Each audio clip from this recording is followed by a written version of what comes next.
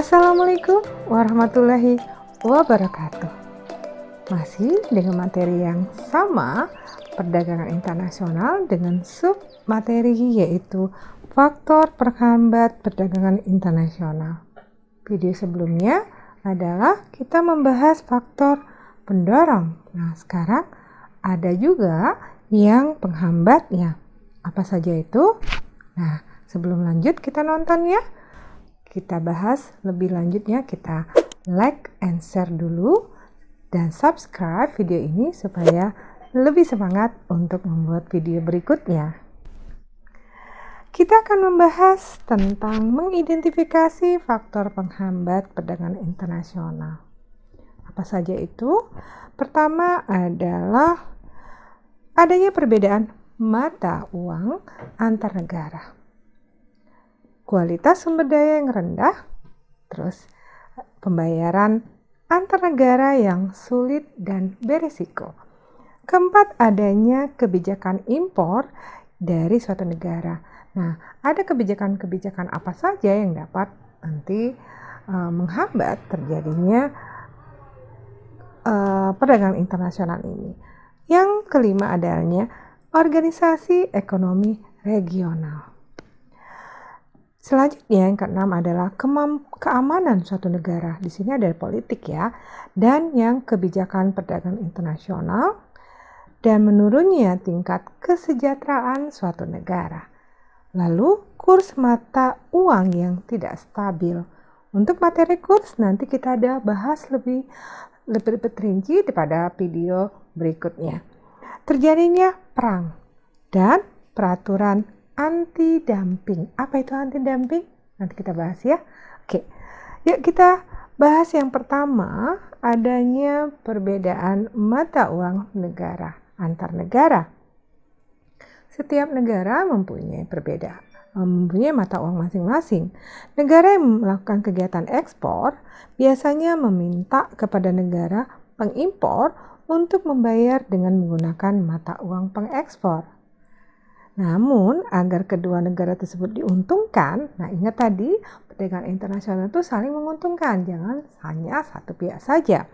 Ini lebih mudah proses perdagangannya, perlu adanya penetapan mata uang sebagai standar internasional.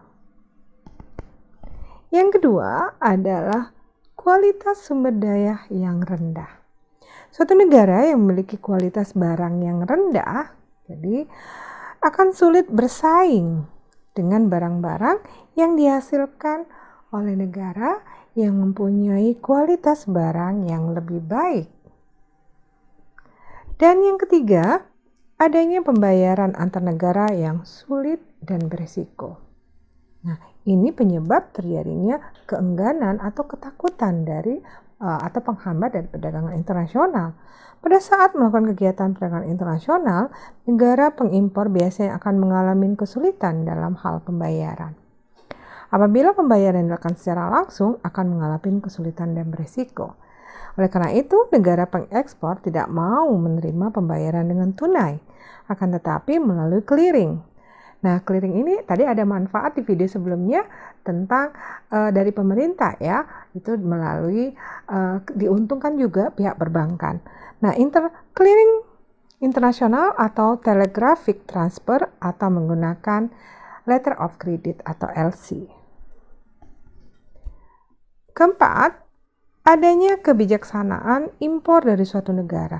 Kadang-kadang kebijakan impor dari suatu negara dapat menghambat perdagangan internasional. Hal tersebut membuat setiap negara memperlakukan kebijakan untuk melindungi.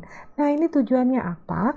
Pemerintah pada dasarnya pasti akan melindungi produsen dalam negeri atau melindungi barang-barang dalam negeri, seperti menetapkan tarif impor.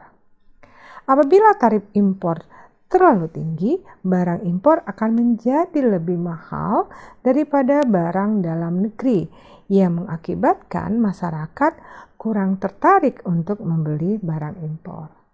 Ingat ya, perilaku konsumen, barangnya bagus, kualitasnya bagus, dan harga itu rendah, itu udah biasa. Yang kelima adalah faktor apa saja yang akan menghambat terjadinya perdagangan internasional. adanya organisasi ekonomi regional. Berarti ada sekumpulan. Apa itu? Organisasi ekonomi regional biasanya akan mengeluarkan peraturan ekspor dan impor khusus untuk para anggotanya. Nah, apabila ada negara di luar anggota organisasi melakukan perdagangan internasional dengan ada anggota negara tersebut akan mengalami kesulitan. Kayaknya seperti geng-geng ya gitu. Tapi ini khusus untuk perdagangan internasional. Yang keenam, adanya keamanan suatu negara. Nah, disinilah perlunya. Jadi, politik tidak akan bisa berjalan kalau ekonomi tidak aman. Tidak bisa berjalan juga ekonomi kalau politik juga tidak aman. Nah, di sini dua hal ini mereka saling ketergantungan. Jadi, apabila suatu negara tidak aman, maka orang akan merasa takut untuk melakukan transaksi. Ya, takut rugi lah ya. Nah, dan itu akan menjadi penghambat perdagangan internasional dalam suatu negara. Selanjutnya, penghambat yang ketujuh adalah kebijakan perdagangan internasional. Nah, kebijakan ini kadang-kadang, kata saya tadi, kadang-kadang ya serba salah suatu negara itu. Faktor penghambat perdagangan internasional salah satunya adalah faktor penghambat kebijakan pembatasan jumlah impor, kuota impor kalau kita lebih terkenal ya, kuota impor ini. Atau biaya ekspor impor terbilang sangat besar dan proses birokrasi.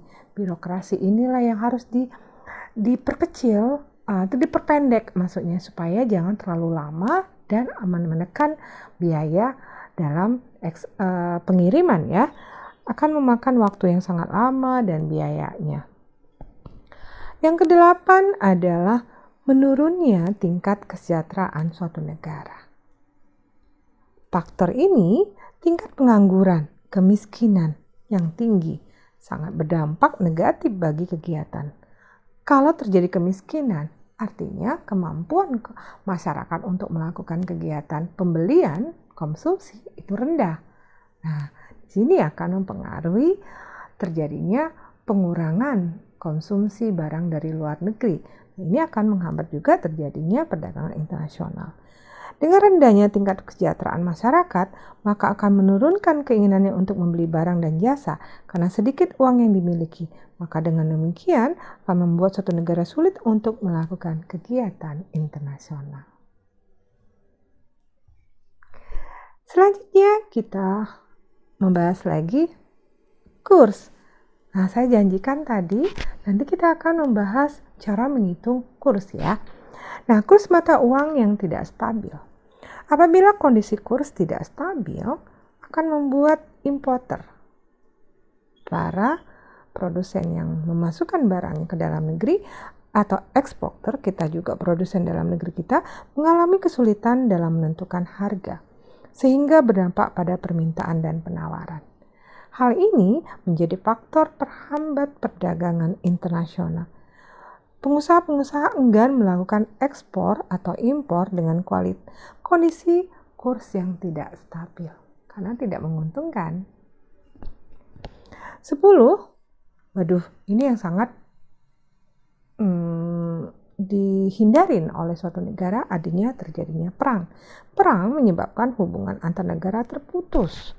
Hal ini kondisi perekonomian negara tersebut akan mengalami kesulitan.